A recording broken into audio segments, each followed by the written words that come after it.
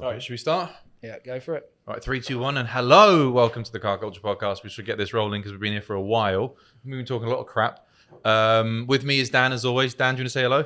Hello. Yeah, nice one. And with Dan as well, we've got a guest.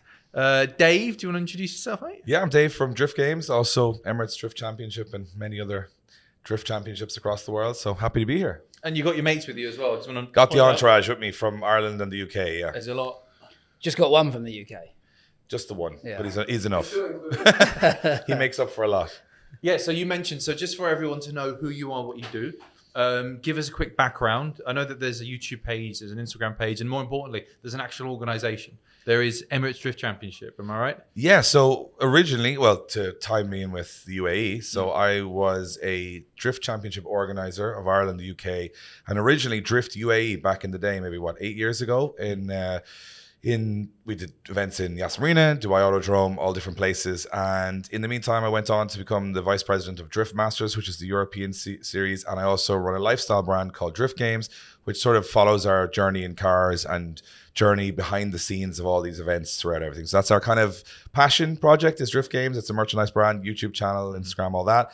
And then the rest of it's pretty much running championships, running events. We run a lot of different things. It's basically, if you want a job in cars, you got to do 400 things at the same time, or else to make one work. real job. It's marketing nonsense, exactly. Exactly. You have to find your way in. But what's really interesting is I can hear that you're all Irish, and there is like this epicenter of drifting in Europe that is Ireland.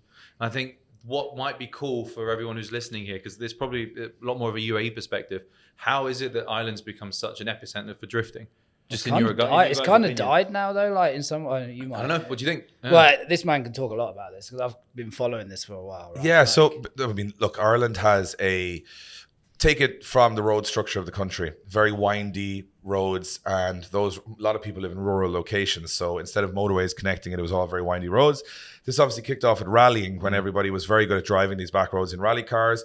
But rallying is a very, very expensive sport. So when drifting came along, this was in the early... It's like stage rally, but like this big. Exactly. Right? But what happened was you had this combination of a lot of guys who were second generation, didn't want to pay or didn't have the money to buy a rally car. And then this influx of Japanese, the internet had just started, YouTube had just started, and you got to see all these guys in Japan doing drifting. So a couple of guys in Ireland got together, started to make championship rounds happen.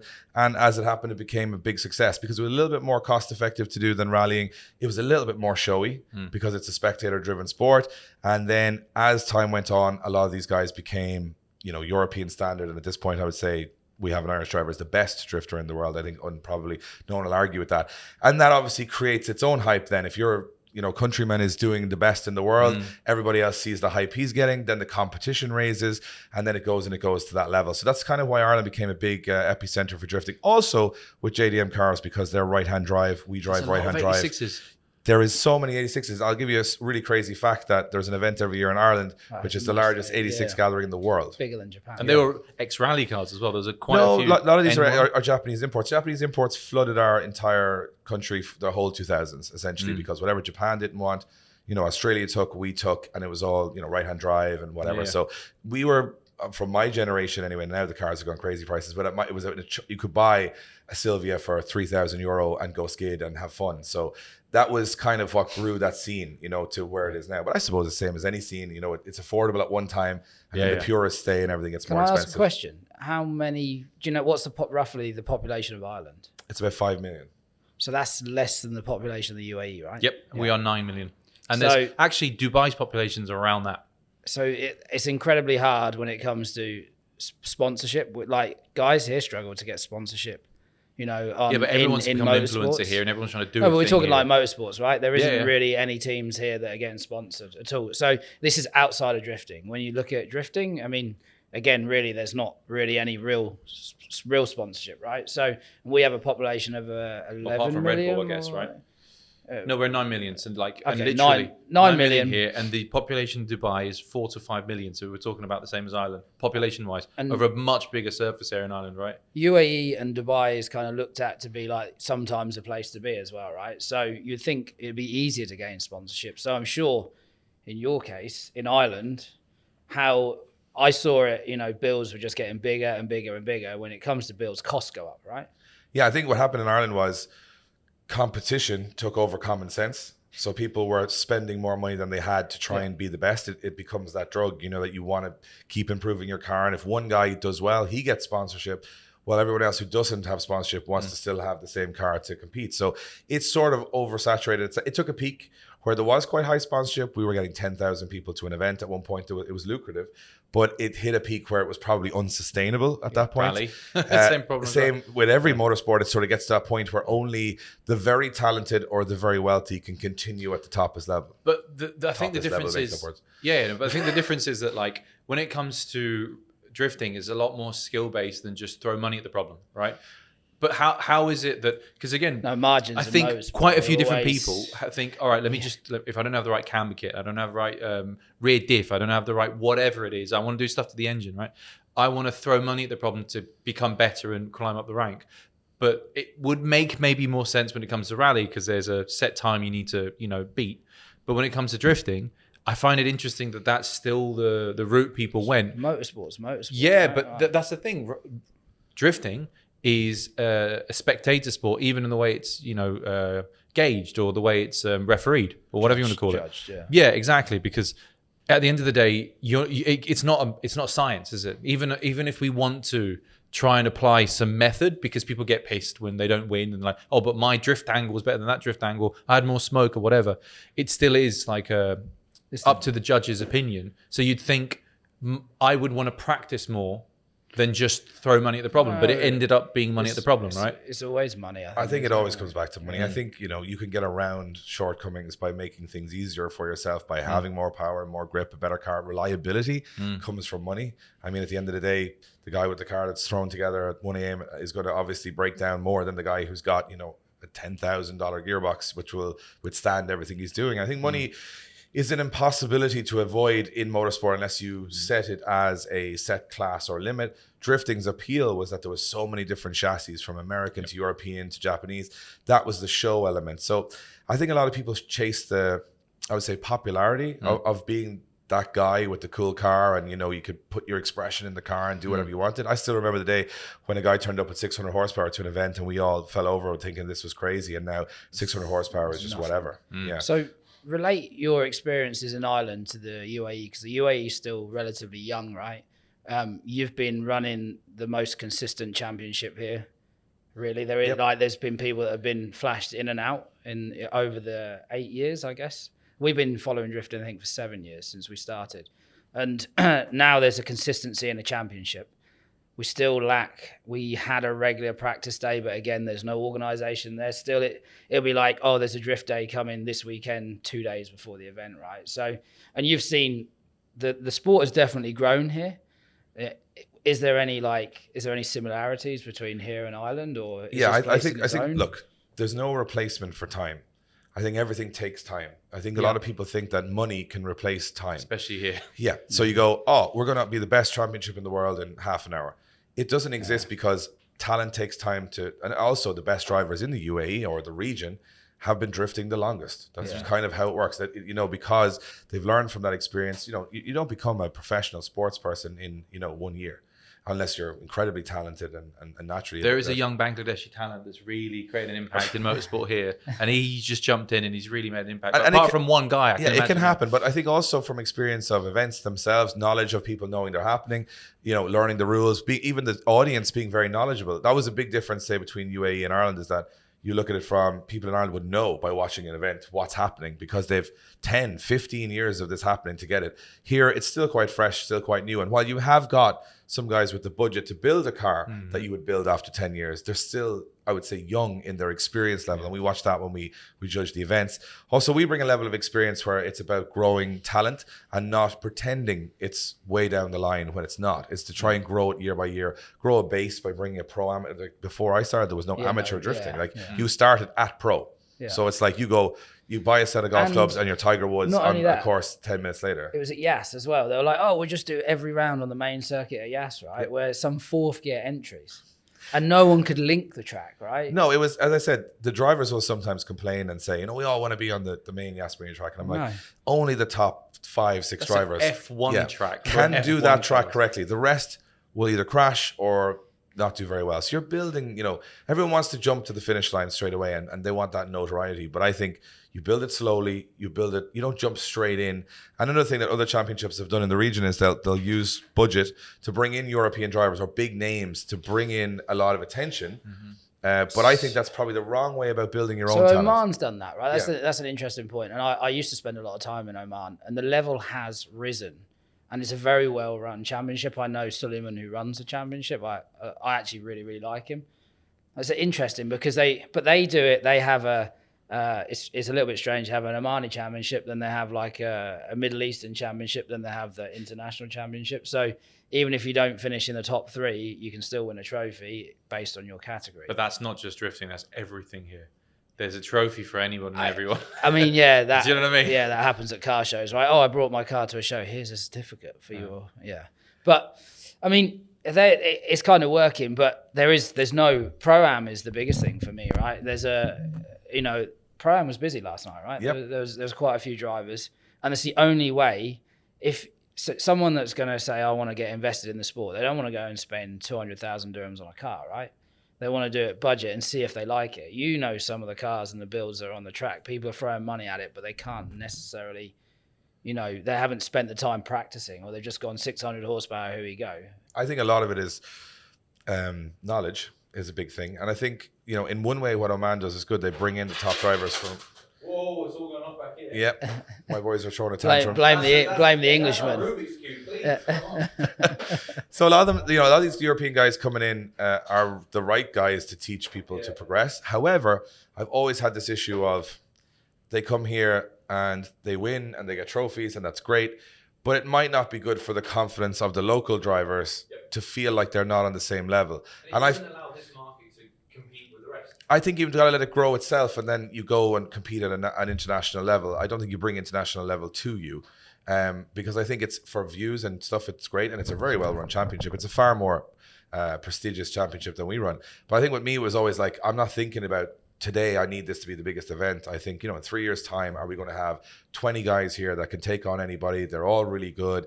And we've got a very healthy Pro-Am system where there's new drivers coming in every year that can be the new star, can be the new guy that comes in. And I think you've got to have Pro-Am guys start at the bottom and get to the top to set a foundation for somebody else coming in who then, as you said, Dan, doesn't go, well, I need to spend $100,000 or there's no point in going. I mean, that's not a fun pastime. No. You want to start cheap and easy with a 350Z and go there and skid around a bit and build your skills to the point that you're beyond the car, and then upgrade a little bit instead of going straight in at the top, which I think is something that happens quite a bit in the UAE. It's like we're going in 100% from the start, and sometimes the fun is actually in the progression. Can you do stuff like cost caps and that kind of stuff, or is it no, it's impossible.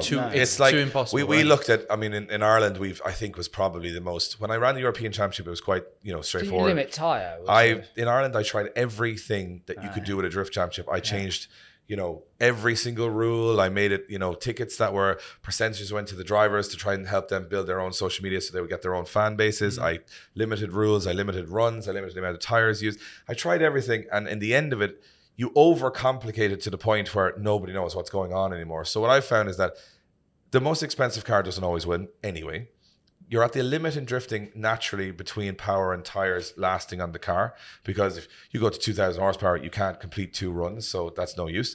And as far as I can tell, you need a good car to win at the top level, but to do okay, you can get there with a reasonable car and good skill, which we saw last night. There was a guy in like a VQ who got to the top 8, and that was a really impressive run. And I was like, his line was good. He was an impressive, his skill got on beyond his disadvantage of power. So it's still possible, but I think money rules motorsport in many ways. And I think it happens across everything.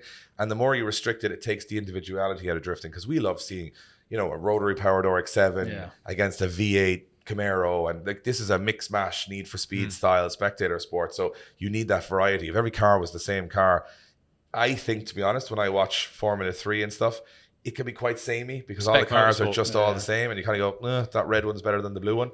Whereas you don't get an affiliation. I think if you find drifting, you'll go, I love that car, I want that guy to win. Yeah.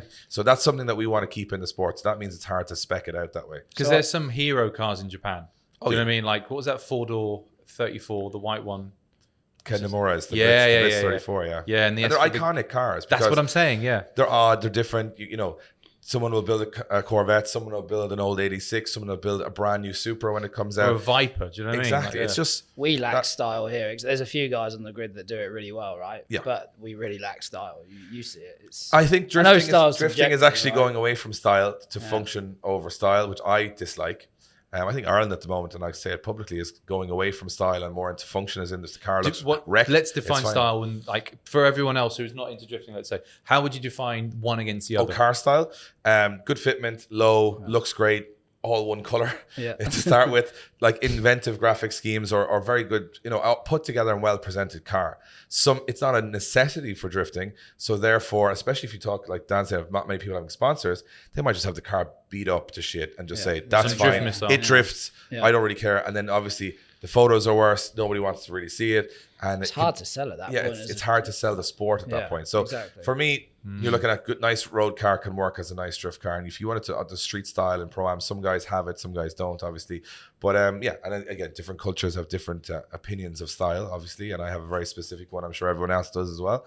But that's cool in car culture. But I think for me, it's like, that style level. There's some guys that have cars that they're just Instagram heroes. You'll take photos of them all day. And then other cars, you're like, oh God, what has he done there? You know what I mean? So I don't think we could ever rule that. And I think that's just, again, like the talent. You can't make anybody better at drifting. You can't make anybody more stylish. But style is something I think that drifting started as. It looked cool, and then it was a cool driving style. Yeah. Over the years, it's become more like all about the competitive nature and not about looking cool, which I think is kind of going the wrong way away. So how can the UAE, how can the drift scene here get better? I think one thing that I find culturally that's difficult is quite a stubborn attitude to what you're doing. Yeah. I think sometimes you'll see drivers approach an event, make a mistake, and then come back to the next event and make the same mistake, and then make the same mistake, and you're going, it's got to be something. They think it's a lot of the car is the problem when it could be a technique. And it's a kind of a frustration. It can be an ego thing sometimes. It happens in all the countries I do championships in. But sometimes you've got to step back and say, well, if I'm not doing well, there's got to be a number of things happening here. I need to change my approach. And I think sometimes it can be quite, hitting your head against the wall, trying to tell people like, and also if you look at freestyle, where a lot of these guys take influence from, it's more about just going crazy without that finesse. You mean UAE style? Yes, freestyle, yes. Yeah. So there's not a finesse to it, like a real.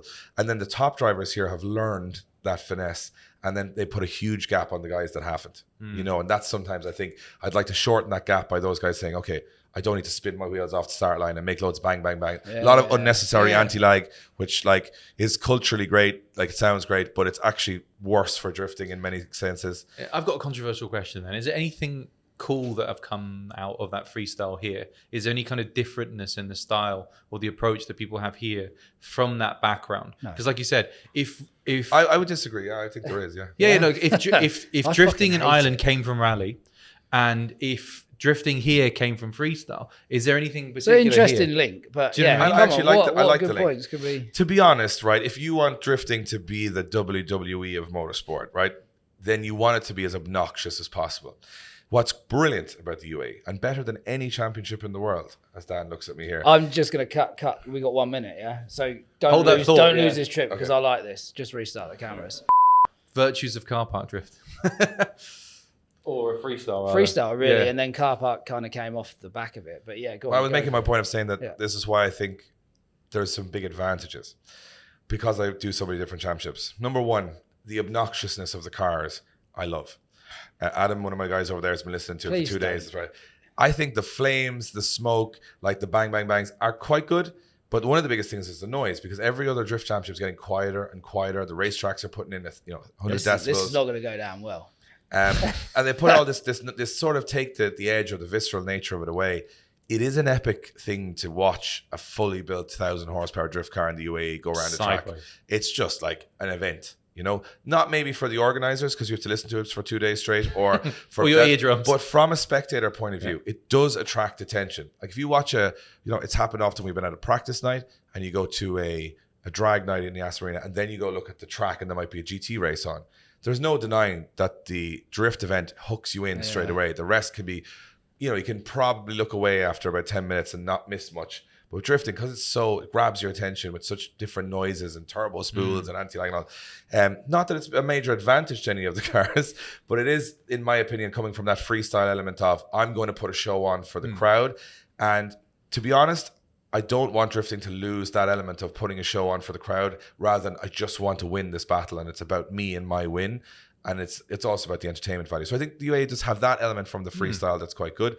Some of it can be way over the top and like intense, but I don't dislike that so much because I feel like it's getting a little bit watered down drifting everywhere else, where in the UAE it's still quite raw. So I guess there's other elements of it. I mean, or extremities. Like Daham came from a massive anti-lag background, and now his car's not as bad, but it actually is now pretty gangster seeing that go around, right? Like it works. Yes, exactly. Yeah. And you can see like the screamer pipe shooting flames out the bottom.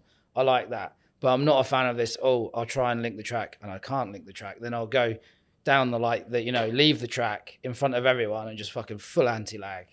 Like do everyone's eardrums in. It's like, well, if you took that anger or enthusiasm and put it into trying to link the circuit, surely that's better in my eyes. You do that abroad. But to be honest, like the UAE drivers are far more emotional bunch than a lot of the Europeans are. Yeah. And the Americans are not that emotional because it's a very American thing to be like, oh, everyone's great and everything's fantastic and I lost and I'm annoyed about it, but I'm still very happy about everything. Whereas there's a lot more, I think intensity in the UAE. There's a lot of fire in this region. A lot of fire and a lot of like disappointment, and it put a lot on the line. And I think that it can be, and I mean, when you look at drifting. You're saying we need a Netflix show is what we need, right? Yeah, we could do. I spoke about it yesterday. Behind the scenes of drifting here would be far more interesting than drifting anywhere else. My guys will shake their head and say it's a high intense area and it's a lot of stress. But that you've got to find something in your product or what you're doing what you're that's selling. Different than everybody else, because there's a lot of drifting now. Everyone's seen drifting for like 15, 20 years. So like if everything was the same, then there's no point in watching it in one country or one region over another. So I think there's some elements of that I think have personality, and I think it's a good thing. And I also think that if you can match that fire and showmanship with that finesse, which takes time to get, you've got a very good chance of UAE drifting being a worldwide watched sport, in my opinion. For what makes it different. Yes. And again, look at the backdrops. You're looking at, everyone's fascinated by this region worldwide. They like looking, at Yasmin. I mean, again, it's something that you guys are probably very immune we're to. used to it. Yeah, for open that blind and it's just behind you. Exactly. People are looking at it going, that's a holiday destination with drifting. That's not happening anywhere else in the world. You might know very famous drift tracks, but they're not holiday destinations. You're not going to go there to an industrial estate outside LA and say, great, I'm here in some middle of nowhere place in LA with oil fields. You're going to want to be in Rodeo Drive. Here with Yas and stuff, they have that element of got a real real vibe to it. Fuji in Japan has the big old mountain behind it. It is iconic when you see those things. But it's a bad track, by the way, for drifting. I don't like it as a track. Oh, it's massive, isn't it? Yes, too big. But again, there's iconic places. But I think in Yas, the fact that we have the freedom to create in the championship we take layouts from Europe and we measure them all out and we put them into that VDA. So guys don't know it, but they're drifting Middlesbrough or Hungary or Sweden in the VDA and learning all of the tracks that the Europeans have cut their teeth on the same way without even knowing it. And I think that's fun to us that we can bring those tracks and we actually can judge them the same way as we judge them in Europe. But I think there's a lot of interesting, I've never had Uruses and Veyrons come to my driver briefings anywhere else in the world. We're used to it now. So that's all that stuff is fascinating to people outside, and always having a unique element to bring to it. I think you're in the marketing background. You're trying to find a thing that why do I watch this over something else? It might not be there in terms of raw talent right throughout the whole grid yet, but in terms of interesting stories and interesting spectacle. We got Aston Martin's going up against Camaro's going up against, That's S13s. what makes this a bit interesting, culture, because people see car culture in the UAE and they expect just the supercars, but there's some weirdness and some fun and some cool stranger stuff. stuff. The cool stuff is, you see a lot of that. Though. We try and hunt that out on Driftgames, our YouTube channel, because look, obviously quintessentially supercar YouTube content. I mean, they just rotate through UAE. And that's where it started. YouTube car started on Car Spotters and Mr. Shmee and Mr. JWW and whatever. We don't like to admit it. Both are here at the moment, by the way. Yeah, he is, isn't he? Yeah. Both of them are here. Big time. And they're very good at what they do, and they've got that niche nailed. For us, we're from a drift background, which sort of comes into the more, I built this in my shed and it's a weird car. Or it's working class. And I think it was funny because we were shooting today before we came here. And we had a photo of, the Pagani Huayra, and a 190 Cosworth Merc. And I'm like, that should be the UAE. It's both sides of that. Because where would you ever see two of those together? And most of the people that I've seen as car enthusiasts, and there's a lot of JDM guys that are into, there's a lot of cultures here that I think are almost so separate from each other that, you know, it's difficult for us always to jump into them. But I think there's a lot more to just the UAE than supercars. Don't get me wrong, supercars are very impressive, especially to us from Ireland too. There's probably one supercar in the whole country because of the tax system. And that's brilliant for us. But I do like the idea of people building and modifying. And we're very much a channel that focuses on people making a car their own, as opposed to buying that car the way it came from the factory. Tell Dan with my NSX, because he's got opinions, haven't you? Speaking of that, behind me as well. But no, I get what you mean. And what's interesting is everyone comes here with a different perspective of what's right and what's wrong. And trying to make your own thing here where there wasn't really much to begin with, and everyone's brought their own opinion, which has made this culture's weird here, right? Culture's weird here, yeah.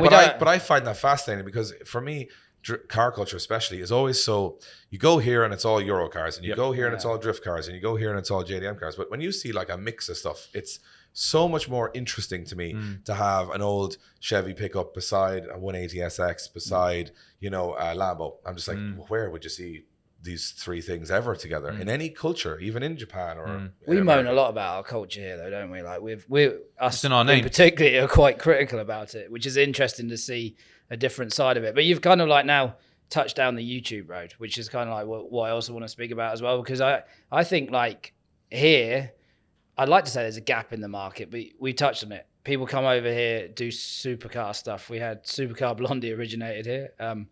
What's the other one? Mo Vlogs? Like he's still I met around, him. right? He lives in my building. In your baller building, yeah? Oh.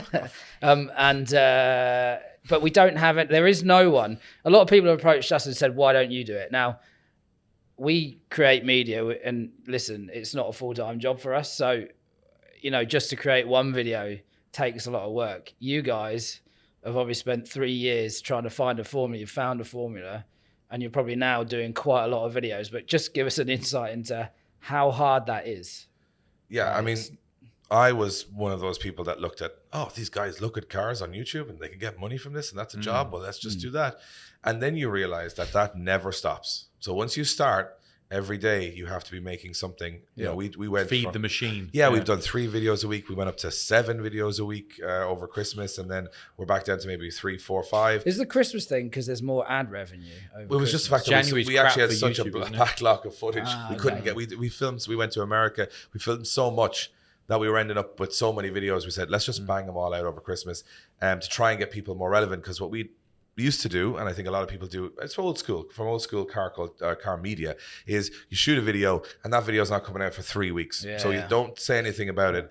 What we realize is people want to see stuff right now. So if we're here in 2 days, they want to see what we were doing. They don't want to wait 2 weeks because they've lost interest. The world is so impatient now. If you see an Instagram story, I want to see that video tomorrow. What happened there? So that doesn't allow you to make the high quality, you know, I would say, you know, all on Top Gear-esque. Top Gear-esque stuff. Top Gear is the peak of video car. I think every single person is making car content now. But I think you look at some of the big YouTubers, they get way more numbers than what maybe Top Gear would. But Supercar Blondie was on Top Gear. Just think about it for a minute.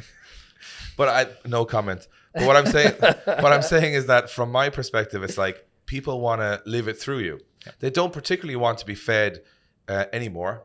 I think very polished content, because it feels like it's being made so you don't see everything. Your content's pretty good. Like there is a relatively high production value behind it, though. If Josh you look is at some here, so other people, he can't hear. Like, he's probably editing now. Editing a video right now. Yeah, yeah, he's rubbish. But look, he's you know, versus some. You can't get talent these days, can you? No, this economy. It's as good as we. That's why we've got you. You don't pay me shit. What are you talking about? Exactly. None of us get paid. But yeah, look at it. I think you guys are making content that has a polished aspect to it. There are other people who are putting out a lot of content that really isn't polished at all. So we try to find the balance, because in my head, and Josh will probably agree, is that you want to keep the journey quite raw because people feel like they're with you, but you want to show off a car properly. If you see a really nice car, you have to shoot it nicely to really properly represent what it looks like. So what we do is we spend a lot of time on the, you know, on making the car look nice, and then everything around it is just run and gun, and like, you know, you're popping in and out of cars and everything's all very raw. I've seen that formula. Yeah, like drift works for me with that Ferrari build with the K24 swap. That's interesting. Stanceworks. Yeah. Sorry. That's exact. You've just put 2 and 2 together now, because it's very run and gun, shoot what you see, and then stop, hold, hero shots, like glory shots, whatever you want to call them, right? That, and then back to this and turn around. And I think it's the right format for editing too, because right, I'm shooting this to edit this as a montage, and that's what I'm shooting. And then the rest of it is like clip, clip, clip, clip, clip, whatever happens, and just throw it together. And people feel like they're kind of along for the journey with you. So in Ireland, where obviously a lot of our fan base are, they know more obviously nearly than me and Josh do, who are actually doing all of our car builds, because they watch it all and they're following along everything. And it becomes this weird thing where people don't have conversations with you anymore because they know everything. They don't ask you questions. They just go, yep, I know exactly what you're doing. Do you know? And that's kind of a fun thing for us, that we keep it so live. Obviously, we're building like 14 cars at the one time generally, but we do that as a kind of we jump to the shed and we'll do like real car buildy stuff and fitting wheels and stuff, and then we'll do a travel vlog. And that's where, hooking up with Dan has been amazing, because he's sort of like wants people to cover the kind of quirky car culture, and that's exactly what we're looking for. You got data, you've got your analytics. That's what I was going to ask. Yeah. What is the percentage of UAE viewership in the? It'd be tiny, I'd guess. Yeah, it's not huge on it. It's not like it's probably. I guess it's Irish following is number one, right? At the moment, not anymore. The UK is our highest following. Okay, then that's kind of cool. I think Ireland's third now, so it's UK, America, America. So it's America's third, right? UAE is under 10% of our viewership, I think. Okay. 4%. Maybe 4%. So why is it the UAE can't produce quality YouTube? I think there's a couple of reasons. Oh God, why am I making all these opinions? A couple of it is probably that people work so hard here in their own jobs that it, like, to take a risk of coming to here. I mean, I'm not sure how the legal system works, but I'm presuming you have to have a job to be here. You need a visa. Exactly. Yeah. And to say I mean, YouTube is a job and whatever, but I think to jump into a country like this and just say, right, I'm just going to go make YouTube videos now. You don't have, like, if you're at home doing that as a hobby, you can grow slowly. Mum and dad's basement is still there. But if you have to travel to here to do it, it's a big risk and a big jump. And I think for us, a lot of what we've found here is that it's there's a lot of hidden gems. And I think some people don't think what they have is actually very cool, that it wants to be in a video. There's a weird humbleness because everything is so normalized that these cars are everywhere. So it's like a Lamborghini now here is like, whatever. And I'm going, it's not whatever, but it's only whatever because it's beside 400 other Lamborghinis. So I think here for me is very much like people are quite humble about what they have in one way, especially when it comes to their own builds. And then when it comes to the opposite, there's a lot of people who are very showy with cars that aren't probably as interesting because They've they're just bought. stuck a sticker on something. Yeah, they were bought somewhere and then now they have it. So somewhere that the culture of working on your own cars, and we found that with Kansan Motors, like you see cars being built, being modified, being individualized. But people aren't working on themselves, right? Like that's another maybe a side problem. I mean, again, if I could, like, I don't really work on my cars, let's be honest. I'm terrible at it. But again, we have a little bit of hands-on with our cars because we enjoy that part. But I think a lot of people here want to kind of send the car in and then it comes out of the oven maybe 6 months later and it's done. And there's not much to film. And believe me, on YouTube, if you're not doing it yourself, it's quite unengaging content, I think. What's really interesting, there was this one type of content that picked up on YouTube, was the RWB build, right? You throw money, you bring him over. Yep. Naga-san builds your car. You do it for one-hit video. but you do it for RWB Ohio, whatever this random state is, and we're doing an RWB. It's that for me feels like what you're saying, that it was like that's the way people build cars here. And I know there was an RWB build here as well. But I think that's the thing. You're making a good point. It's not the car; it's the character. He is the character. He he's console on the side of a Porsche, like with hand tools. So. It's not, he's the guy, he's the car, he makes that. He's the brand. He's the brand. So that's what you're watching. You're not watching the car being built by somebody and then it's an RWB Porsche. You're watching him and he has the following. So I think that's maybe what needs to happen here is the character. I mean, let's be honest, all your famous YouTubers, and we're definitely not in that category, but I would say that, like, it's the people, not the cars. That's what people follow. I enjoyed watching Josh try and drift, right? Like, because it was semi-raw and he was getting really frustrated. trying to drift. But you didn't hide anything, right? You didn't just go, oh, okay, there is a struggle. And that, I guess, you buy into. I was like, I cut that side of the things. I don't know why you decided to, I guess for content, but it was probably the most craziest idea. Take a loan and build 2 drift cars, right? Yeah. And actually the struggle, still regretting it. The struggle, but at least you showed the struggle, right? How many times things didn't work. the issues that you have. I think right? we decided that obviously myself, Josh, and Adam are the three main characters on the channel, and none of us would claim to know much about anything. We like cool cars, we like style, and we like drifting, but that doesn't mean we're good at any of those things. So the struggle, and that's normal people. You know what I mean? You might watch, but the problem with YouTube culture is you always have the best skateboard guy, best snowboarder, best cars, best everything, best, which leaves everyone feeling a little bit soulless, because if you're not the best, you can't relate to anything and you feel like you're underneath. So I think a lot of our success was that people went, I also don't know what's going on. But if I was, and that's okay, because I can still get a car built by asking 20 people in the video saying, I don't know what I'm doing, or being bad at drifting and getting better gradually. In Josh's case, very gradually. But it would be, but it would be a case of slow process. We're working on it. Did he throw a pillow, by the way, when you were under that bus? Because like, I feel bad. Yeah. No, it's okay. Josh is a good driver, and so is Adam. It's, again, seeing normal people step into extraordinary situations and try and deal with them is probably more entertaining than watching someone who's very good at something do something that they're very good at. So I think that's where we kind of vibed with a lot of our audience was. We didn't act like we were better than anybody. We never let on that we knew what was going on most of the time. Most of the time, a month ahead of ourselves, we have no idea what's happening at all with the channel or what we're doing with the brand. But we make it up as we go along. And we throw ourselves into the situation, and then almost part of the entertainment is trying to get ourselves out of the situation and the bad build or the engine blowing or whatever. We don't gloss over the bad side of car culture, which, let's be honest, is most of car culture. Yeah. Is your car breaking? All you want Alex to knows quite well. My suspension fell off. Just that as a sentence, you know. Exactly. And we've had engines go, turbos go, gearboxes go. I've started building cars that turned into a nightmare that I just didn't finish. This is normal stuff. And I think if you start getting into car culture feeling like everything should just go perfectly, that's a lie. What's interesting, aside from like the Supercar Spotter YouTube, that's the YouTube that's working. And even what I find really interesting, talk about an OG, Driftworks has been doing it for a long, long time, right? Yeah. And Phil Morrison is one of the greatest drifters in the UK historically. Like he won a lot. But with the YouTube channel, you get to see behind the scenes when you go, oh, this hasn't worked, that hasn't worked. That humbleness seems to be like the key to success. I think the only right? difference between, and Phil's a good friend of ours, but I think the only difference between Phil and us is that we actually let everybody into the business side too. So we actually let them know, okay, we're out of budget, or we need to create this, or we need to run a merch line to actually go to this event. Phil seems like the ultimate baller. Phil is like, I always say, I'm like a really Aldi version of Phil Morrison. That's really where I'm at. Aldi's all right, man. I like Aldi. I like it too. Aldi champagne's It's better than no shop. But I would say that he's just so established, brilliant at what he does, and his style in cars is phenomenal. But his creation of that lifestyle he keeps separate, so it's a different business.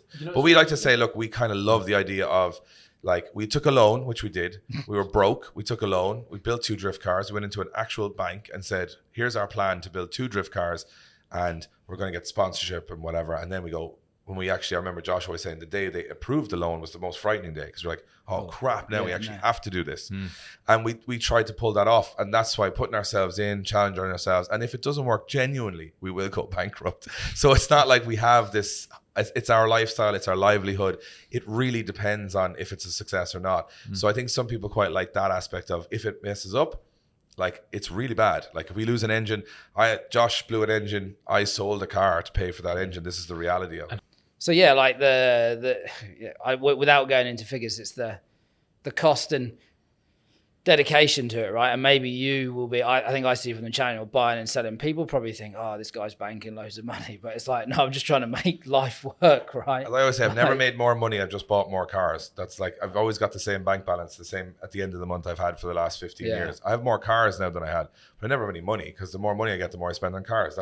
The cars to me are the reason we do what we do. And they're the whole purpose of this for me. Like, if I have a comfortable living that I can afford my mortgage and whatever, I'm happy with that. But the car, if I get to go and work on cars, buy cars, modify them, that's like the key for me. Is it the ultimate dream job? But it's stressful, right? Like, it's stressful financially. I don't think the job, to me, sometimes it is. Obviously, every job is stressful, but I think it's very enjoyable for the most part. I think the guys will agree. For the most part, it's quite enjoyable. You have your bad days and your good days and all that stuff, but it is a dream job. But it's a job. As I said, the minute you take your foot off the gas for a week, you could literally have no money to pay anybody. So that's always the stressful part, that nothing rolls automatically on its own. Like, some companies, you'll go up and down a couple of % a month. We're like 200% one month, 10% the next month. It's all very unpredictable, which is exciting for me. Maybe not so much for Adam and Josh sometimes. And you're living on someone else's platform. That's, I think, the scariest thing, which is like you don't exist. Yeah, when they change almost the outside. algorithm, yeah, you need to be YouTube one and one Instagram and step social ahead, media. It's like your office is, your business is in someone else's building. And if they decide to change the rules tomorrow and they don't even tell you, you know what? That's I've got it. If anyone wants to get into YouTube and do car culture as a job, and it's a big fearful thing, I'm going to give you a piece of advice on it. Go for it. And I always say this to people when they talk about me, and they go, "It's crazy how you just, you know, because I have a house and everyone who lives near me is like, how is that a job? Like that doesn't make any sense to me." And I go, "Look, when you asked me 10 years ago, you got two options. One is you go and get a regular job and you work for 10 years." And you will have a steady amount of money and everything will be fine. Or you go for 10 years and buy all the cars you ever wanted to have when you were a kid. You travel the world, meet incredible people, incredible events, stories that you couldn't buy even if you had millions. And then at the end of that 10 years, you had absolutely nothing. You would only end up at the start of that 10 years again, just going into that job. But you would never have experienced that. So everyone says, like, are you not afraid of where it goes? I was like, I had nothing to lose. I've already overachieved. So if it all fell apart in 6 months, we'd go do something different. We'd work in regular media production. We'd work in regular events. But if this can keep going, we'll ride it till the wheels fall off. And then at the end of it, we'll go, well, that was a hell of a ride. And we had a lot of fun doing it. And you made memories. And that's kind of sometimes more important to me than money or safety in a job. And that's just kind of my thoughts on it. It's like a conversation straight to us, by the way, because all I'm thinking about is like, bloody hell, I've got 9 to 5 and I hate it. But it's difficult to make the jump. And to be fair, I sound like I'm some sort of prophet in this. I had nothing else going. So I had nothing to lose. I started with €20,000 loan for my dad because I was unemployed 10 years ago. So that's You pay it back. What? You pay back the loan. He works for me now. So to be fair, it's been well paid back. Are you is the revenue from YouTube now, is it actually helping? No? I was going to say. There you go. There's your answer. The money from YouTube wouldn't pay for our food. No. To be honest, the reason we can make it work is on merchandising. We run a drift school and, you know, drift events that we run in Mandela Park, like open bash style events, merchandising and sponsorship. And that's kind of where our budget is. Is the sponsorship working in Ireland for the guys that you work with? Yeah, it is, because if you take from a championship or athlete perspective in drifting, they do 5 weekends a year where it's hot stuff, and then the rest of the year they do nothing. We're doing 250 videos, well, probably 200 videos a year.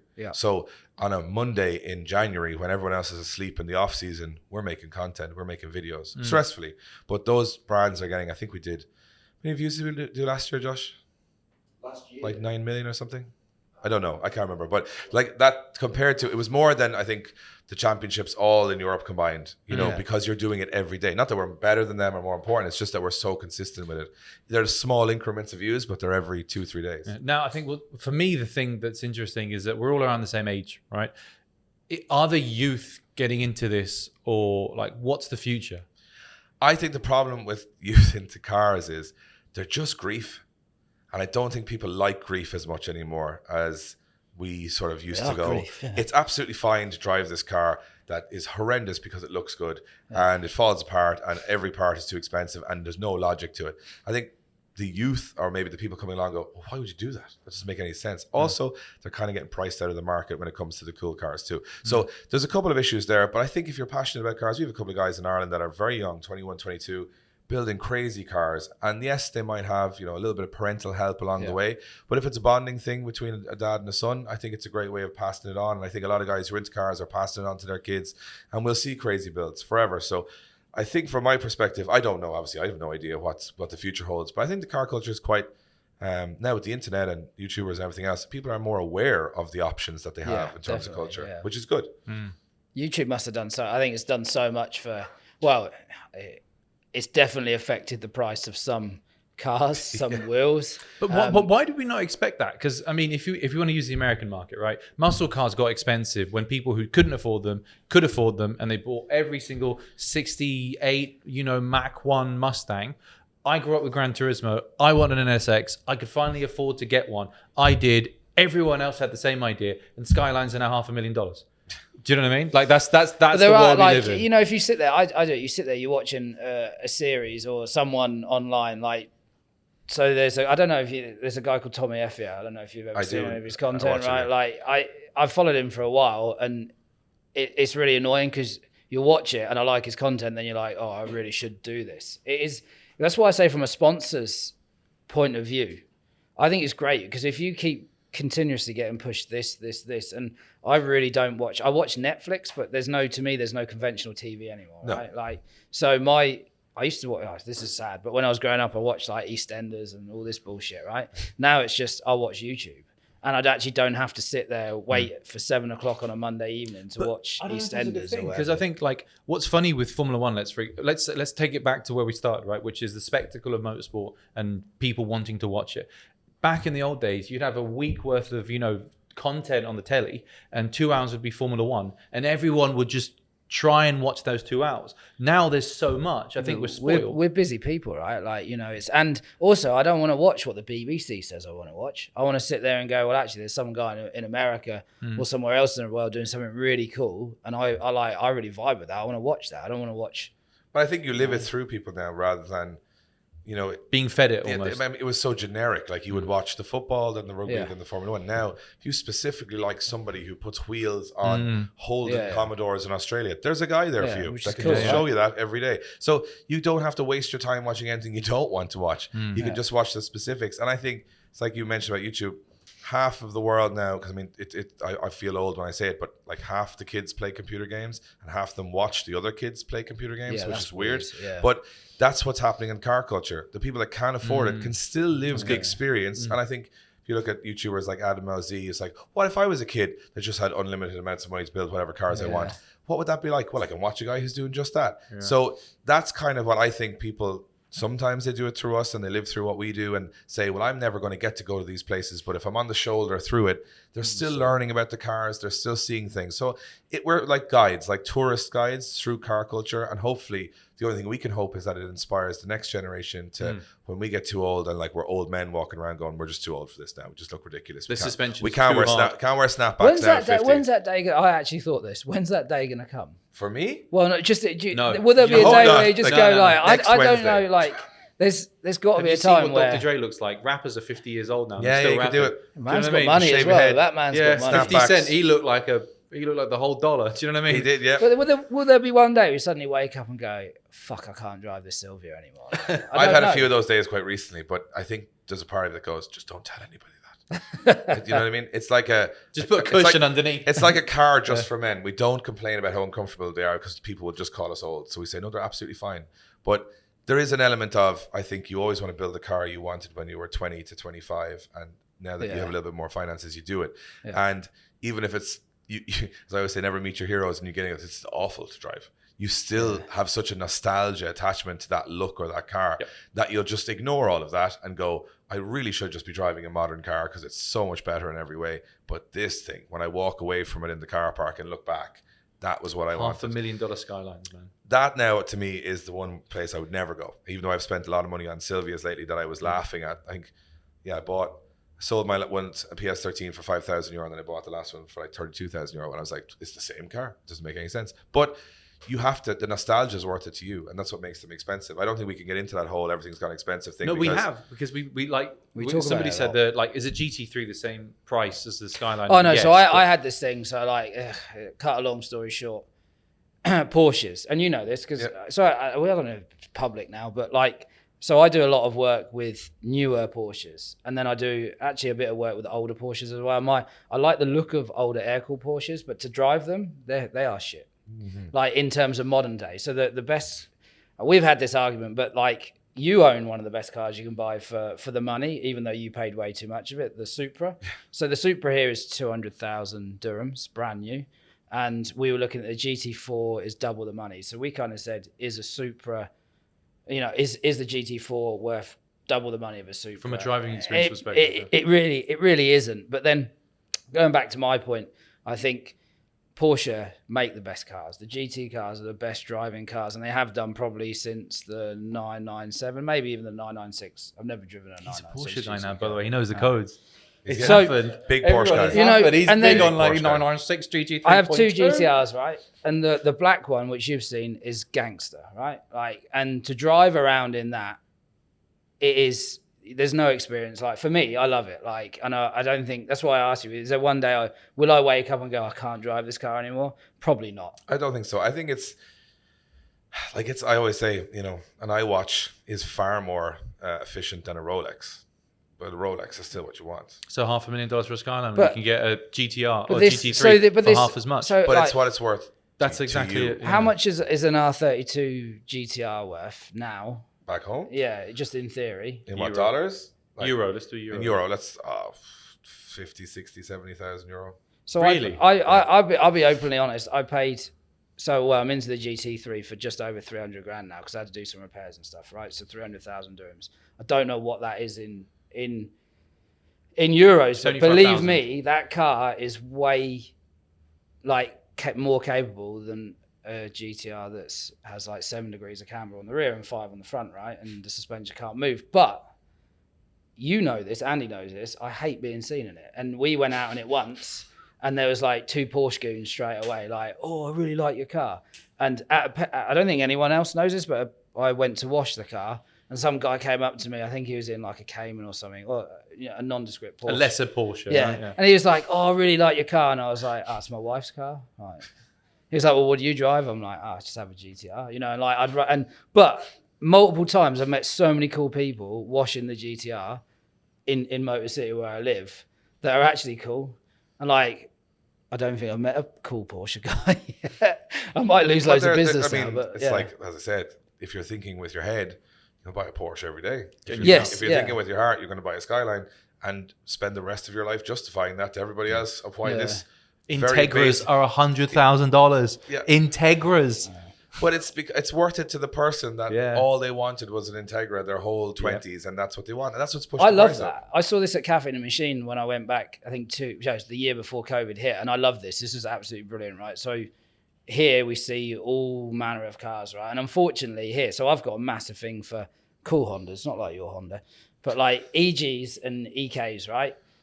I've never owned one. I've really, really wanted one. But here they get tarred with, unfortunately, it's quite racist. You're Filipino, right? Because a lot of Filipinos own these cars. Because they But wanted them back. Yeah, in the it's Philippines. part of the culture, right? I love that. But people here, if I was driving around in a K-swapped EG, people would look at me really silly. If I drive the GT3, it's weird, right? Yeah, but you don't want to you're getting looks in the GT3 and you don't like them. So Yeah, why exactly. not do it? But then you like This is Cafe in the this is Machine. the journey of you I getting woke a Honda. up. That's Right, all I this woke is. up, Cafe in the Machine. I woke up, grabbed a coffee, went out onto the lawn. It was busy because I stayed over the night there, and there was like maybe 10, 12 Hondas all lined up, right? And these guys were maybe mid-40s. They had like, engines open, or just talking to each other, right? And these cars were flawless, and they had so much money and time into them. And I was like, how cool is that? You're, happy to say, this is the car I own. I'm bringing it to Cafe in the Machine. I'm putting it on display. And everyone else around didn't look at them and go, oh, you haven't got any money, right? They understood that there's a lot of money and a lot of time into that. Yeah, but if they go to the middle of London, someone will go, that Yeah. loud Civic driving around is. It's probably not allowed in anymore. That's the thing. So it's like you're not going to find a universal. Maybe some of them, what I say, pass universal appeal, which is the R34 GTR, Supra. the Supra, to a certain extent the NSX, to a certain extent the RX-7. These are cars that have kind of gone past that. Oh, they're a bit chavvy, and then now, oh, they're supercars, and you're going. But I think it doesn't really matter. I mean, you're not going to please all people with all things, and the generic public doesn't care about cars. They care about a badge. They care about status. A Right. key, a Ferrari And a key, key. a Lamborghini. You And keep that's saying and this, that's right? going to be the difference between an enthusiast and I mean, where I live, the whole estate is M Sport BMWs, which are 2-liter diesels, and AMG line cars that are 2-liter diesels. And because it has an AMG badge or an M Sport badge, that's awesome. Because it doesn't matter how it drives, it doesn't matter any of that. It's about I have some sort of a badge on it. I don't think I It think never did. And it that's never why did, electric did it? cars, people are like, oh, electric. I'm like, fine. Most people don't care whether it's powered by coffee. As long as it looks cool and it has an AMG badge or a BMW badge It's on a it, sad they'll drive world we it. live But it's in. not sad because if there wasn't that generic appeal, there wouldn't be such a cool undercurrent of couldn't enthusiasts. buy- you can that make are the those opposite cars. of that. And then if everyone had the same car, it'd be really boring because, as you said, it divides people of true car fans against the badge chasers manufacturers because of that happens. Manufacturers are just going to stop making cool cars, right? And Yes. that's why I credit I think they Porsche already now. have in many ways. Well, Toyota maybe have gone, let's try and Yeah, tries look, to keep the flame Supra, alive. New 86, And that's Yaris. the end of them. Yeah, Yeah, that's the yeah, end of it. yeah. I mean, they're not making any more. So I was like, that's the last We've three. got the last M3. And this is the why last I M3. actually like. I think Porsche as a brand is great because they are still trying to make NA cars. Yes.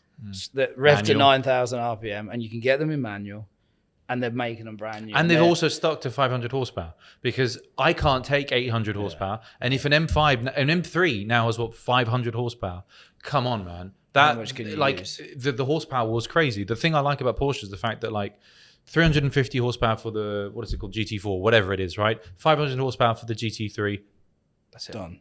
But also remember that all these modern cars, the weight has gone up. So they all talk about these horsepower figures. And I'm like, this thing has like a 48-inch TV in the middle of it. I'm like, you know, the R32 GTR doesn't even have a stereo. So like all of that stuff that's got into them has made them. We did a shoot not so long ago with all of the M cars in Ireland, and they were fine. They were good. Don't get me wrong, all good. But like you can feel the weight, you can feel how heavy and maybe detached and the sound editing and everything. Like that's a car that's designed, in my opinion, for somebody who wants to say they have an M3, but really they just want to drive around in a 320 diesel every day. But and that be was the guy who comfortable bought the M3 before, because I think like the volume, that like I work in car advertising, right? Car marketing. I'm directly with the client, and the thing specifically for Alfa Romeo was a discussion around the enthusiast versus the non-enthusiast. And the problem is there's just not enough volume of real enthusiasts. And who are we to judge who the real enthusiast is anyway? If he likes Alfa Romeo but isn't into all of this stuff and just loves the Quadrifoglio, right? Great engine, great everything, blah, blah, blah. Who cares? And I think what's really interesting is the M3 in the US, right? The M3 in the US, many people consider it not a real M3 because they didn't come with the correct engine. But it's the most popular M3 that they've ever sold, right? And they sold it as a convertible and automatic so they could sell manuals. And most of the volume for the old E36 M3 was just regular folks who want to drive around with an M badge on the side of their car, right? Yeah, I think the thing is we look back at rose-tinted glasses and read the old mags. And I had an M4, and it was probably the same price in Ireland as a GTR, an R32 GTR. And the M4 is better in every single way than the R32, but it doesn't have the soul. Like that bit that makes me go, ooh. You know, it was just a great car in every way. It was almost a blandly good car. It was like nothing is wrong with this car. It's That's great. what I think is interesting. I think cars are too good. They're too, like you go back to the 80s, and I was recently at a classic car dealership in Ireland, and you're just looking at the silly things they did because they designed a car and then at the end they went, oh no, we forgot about a spoiler. Oh, we'll just make one come up on a pneumatic pump or something. Like they made it up as they went along and it gave it this weird character. Charm. And the cars were very different because they weren't trying to get all the sales. They were trying to just take a niche. Now every car is kind of the same. But I think that makes those old cars special. So I think that, you know, we can't stand on the rooftops and say, you're all idiots buying your really good, reliable cars that have all this entertainment and work perfectly. And Stop buying good cars. Stop buying great cars. You're ruining it for everybody. Because then we will buy the bad cars. We will have them be terrible to drive. And the manufacturers can't afford to build the good cars because they need to sell the fact that they even built half of these cars in the first place, I still look back and go, what were they thinking in the 90s? Like building a rotary RX-7 for what reason? turbo. Yeah, turbo it. Most unreliable engine. Throw a turbo on it. It'd be great. Like these cars were silly. Honda were like, oh, put an engine in the back. Be a supercar. Is it fast? Not really. And they're like, okay, let's just send it out there. You know what I mean? This was all their thing. And I was like, now they're like, well, hold on. Who's going to buy What this? the marketing say? Yeah. Final thoughts, because we've talked about a lot of stuff. Yeah. And I think the most interesting thing for me was this idea of media and being on the other side and people getting opportunities to hear from you. Because I know you've said that you showed them behind the curtain, right? But this is a conversation, a longer conversation that is just purely behind the curtain. There's no show here. Do you know what I mean? Is there anything that like you want to have as a final point? I know we've got 5 minutes. Dan, is there anything you want to highlight? No. Cool. Dave? I just like the thing is, it's to me, a lot of these I forget that I'm on a podcast most of the time and I have to go back and go, what am I saying? But a lot of it is that I'm passionate about cars. I've always been passionate about cars, and it's not particularly any type of car. Like I have American muscle drift cars. I have a Supra, so technically I have a European everyday car. I've got old school JDM Silvias and all the stupid cars that are standstill and literally can't drive anywhere. Literally can't even get out of the shed. And I take pictures of them and I go, oh, thank God I don't have to drive that again for a while. And all that stuff is all part of the culture I've grown up with because I'm quite open-minded to it. And I think a lot of people have to realize that car culture is shrinking. And if you're into cars more than just a form of transport and a badge, you should be appreciating every other car enthusiast, no matter what they're into, because there's not a huge population of them left. And what's going to end up happening is every single genre is eventually just going to be car enthusiasts because there isn't enough everything else. So I like the fact that when we come here, everybody's similar minded. Even if you drive an NSX or I drive a Supra, or you drive a 180, you drive a whatever car you drive, an American muscle car, I can appreciate that you love your car. And that's all that really matters, is that you didn't buy it because you're like, oh, this looked okay, and I just kind of bought it. They know a lot about it. And I find that here, a lot of the guys who have the big collections, which we were lucky enough to see, they love cars. Even if it looks so bougie that they have all this stuff, they still love them, even if they have more of them or less of them or whatever. So I think the UAE has a great foundation of car culture, because obviously it's built on car culture. But I think those subcultures getting together is kind of what the next stage is for me. That's a fantastic way to end. I think that's it. Thank you very much. YouTube, Apple Podcast, Spotify, if you're still here. I mean, might as well throw them out. Done. There we go. Thank you. Professionally ended there. Thank you very much, man.